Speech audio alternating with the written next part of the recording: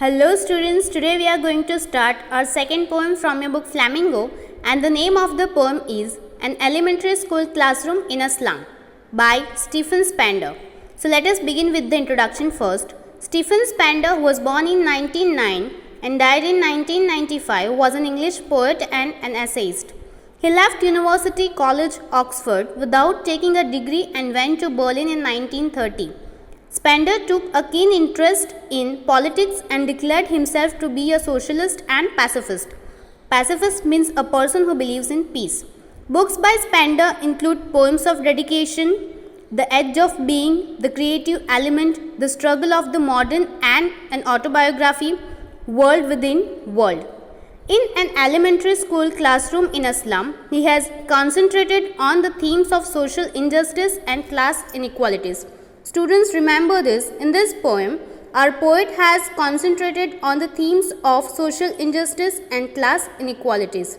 So, this poem describes the social inequalities which are prevailing in the society. In this poem, our poet describes the condition of the students of an elementary school which is situated in a slum area. The poet wants to draw attention of everyone towards these kids so that their life can be improved and they may get trained to become good citizens rather than criminals.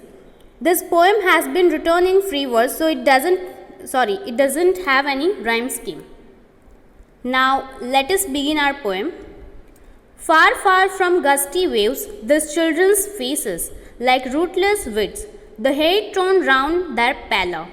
The tall girl with her weighed down head, the paper skimming boy with red eyes, the stunted, unlucky hair of twisted bones, reciting a father's bland disease, his lesson from his desk. At back of the dim class, one unknotted, sweet and young.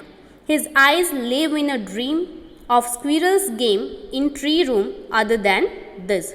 In these lines, gusty waves, it means breezy winds. Pallor, it means pale or dull. Stunted, it means not fully grown due to malnutrition.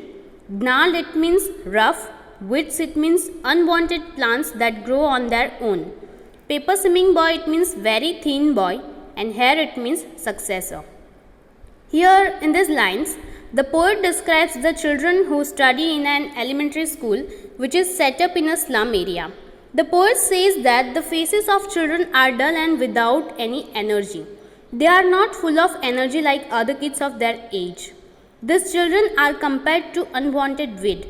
Here the poet wants to say that these children seem to be unwanted like the unwanted weeds which grow on their own in the fields. Their hair is not neatly done. It falls on their pale faces as if they have been torn apart. The children are untidy. They haven't combed their hair. Then he describes a tall girl who seems to be burdened by poverty. Her head is bent, maybe because of tiredness or shame. There is another boy who is so weak and thin that he has been compared to a sheet of paper. The boy's eyes reflect greed and he wants to achieve everything. Then he described another student who is physically disabled. The poet says that this boy is unlucky because he inherited a disease from his father due to which he has a deformed body. Instead of getting any facility from his father, he has received a disease in heritage. This disabled boy is sitting on his bench and is reciting his lesson. At the back of the class, in dim, dark area, was a small boy who was not visible to the poet as he was sitting in darkness. The poet could see his eyes which were bright and full of dream. He was not paying attention to the class. It seemed as if he was rather interested in playing with squirrels in the tree house. Now, next stanza. On sour cream walls, donations, Shakespeare's head, cloudless at dawn, civilized dome riding all cities, belled, flowery, Tyrolese valley, open-handed map awarding the world its world. And yet, for these children, these windows, not this map, their world, were all their futures painted with a fog. A narrow street sealed in with a lead sky, far, far from rivers, capes, and stars of words. So, in these lines, sour it means unpleasant, Here it refers to the color of sour. Cream of, it means a white or creamish color. Donations, it means things given or received in charity. Dawn, it means early morning or sunrise. Civilized dome, it means here it refers to rising sun at the horizon, which is in the shape of dome, semicircle. Tyrolese Valley is a beautiful ice-free valley in Austria. Sealed, it means shut or locked. Lead, it means here it refers to dark future of kids. Capes, it means a large piece of land that sticks out into the sea from the coast. So in this line, the poet describes the walls of the school. They are cream in color, like the color of sour cream. This means that the walls are not clean. They have not been painted recently. The walls are covered with different charts and images that must have been donated by different people. There is a picture of Shakespeare on the wall. His head, which is bald, looks like the rising sun at the horizon. At the time of daybreak, the sun is rising at the horizon and is semicircle like a dome shape. It seems to be behind all the cities. There is a picture of the famous Tyrolese Valley, which has beautiful flowers. There is the image of a map which helps all in its own way. But for these children, the map of the world is irrelevant because the slum where they live is different from what is shown in the map. The world is only what they see out of the window of the classroom, the slum. The future is full of darkness. The future is compared to a narrow street, which means that there is no wide scope available for their future growth. These children are far away from the radiant light of knowledge and education. Now, next stanza. Surely Shakespeare's is wigged, the map a bad example, with ships and sun and love tempting them to steal, for leaves that slyly turn in their cramped holes from fog to endless night.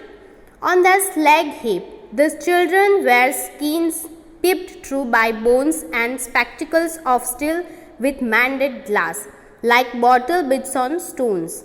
All of their time and space are foggy slum. So blot their maps with slums as big as doom. In this stanza, wicked it means evil, tempted it means pursued, slyly it means trickily, cramped it means confined, slag it means weak, mended it means repaired, blot it means to mark with a spot, doom it means disaster. So in these lines, the poet further says that the children living in the slum area have faced so many hardships that they feel every other person to be their enemy. For them, Shakespeare is an evil man. They don't find the map to be a good thing. They were never liked or loved by anyone.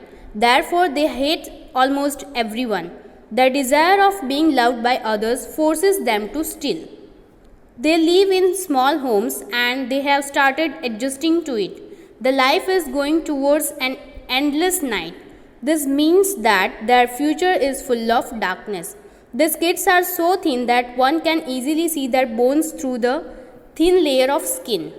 Their skin is like the thin layer of cloth and the bones beneath are visible through the skin. These kids suffer from malnutrition. They wear spectacles which are made of steel. They are cheap and very uncomfortable. Even the lenses in the spectacles are repaired. The spectacles look like stones which have been repaired with pieces of glass sticking out of them. Here the poet tries to explain that these kids have to face so many hardships in their lives. As these slums are getting bigger, they will destroy the future of these children and it is very difficult for such kids to escape from them. Now, next stanza. Unless governor, inspector, visitor, this map becomes their window and these windows that shut upon their lives like catacombs. Break, oh break, open till they break the town and show the children to green fields and make their world run azure on gold sands and let their tongues run naked into books the white and green leaves open. History theirs whose language is the sun. In these lines, catacombs it means tomb or cemetery, azure it means deep blue. So in these lines, the poet says that the government should take notice of the problems being faced by these kids. He urges them to change the life of these kids and make the world map a reality for them. There is a need to break the restrictions which are put on them due to poverty and lack of resources. He wants the governor and public to help these kids in achieving their dreams, as this will take them away from fog to azure sky. The poet here wants to say that in this way, the kids can be taken away from the darkness of their present to a bright future. He wants these kids to experience the sense and the beauty of nature, as this will lead to a desire of gaining knowledge. They will then go through the white and green leaves. Here white leaves depicts books and green leaves depicts nature. This will then result in their progress and they will be able to paint a bright future for themselves. So this poem, An Elementary School Classroom in a Slum by Stephen Spender, gives a vivid description of a school classroom in a slum and the children in the class. The faces of the children are dull, their appearance shows that they are unwanted. The children have gloomy faces, their heads hanging low in sadness due to being poor. They have diseased bodies inherited from their parents and are victims of poverty.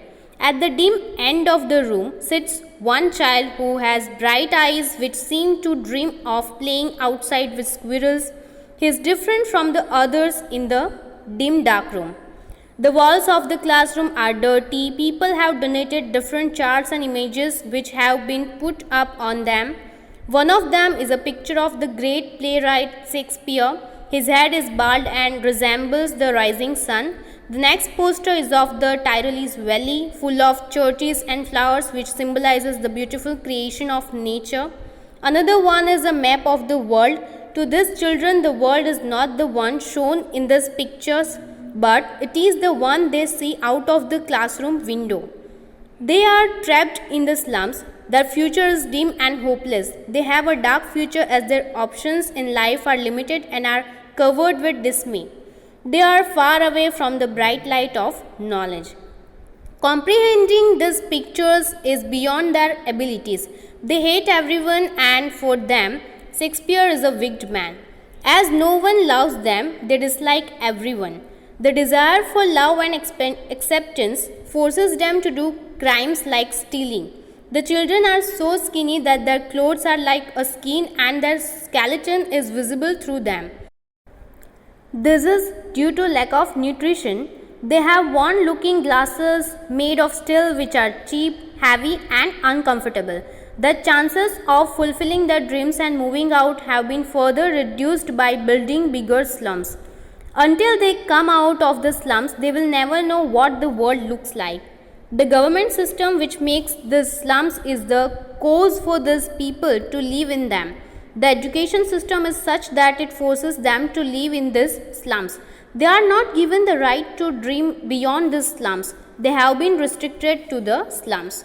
So the poet requests the authorities to allow these children to go out of the slums so that the maps on the walls of the classroom become a reality for them. They should be taken to the green fields rather than the dim slums. The sunny warm sand of the beaches and the bright blue sky will instill a hunger for knowledge in their minds. Then they will absorb all of it. Then these children will become economically empowered. The poem ends with a powerful line, "Those who make history are the ones who shine like the sun." The poem ends with very powerful line that those who make a history are ones who shine like the sun. So with this, our second poem, An Elementary School Classroom in a Slum by Stephen Spender, is completed over here. Thank you.